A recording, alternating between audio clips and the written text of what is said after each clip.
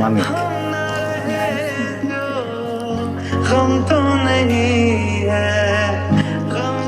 Same same তোমার ছিল না স্যার, তোমার শেষ মানিক। মানিক, এই যে সামনে গিয়ে 2টা দোকান পর একটা শপ আছে, হ্যাঁ, ওখান থেকে তুমি একটু কষ্ট করে আমার জন্য 1 প্যাকেট ডাক দিলাম, সিলভার কালার, রাইট? সিলভার। কি চিনবে নাকি ওরে বলতেছো কেন?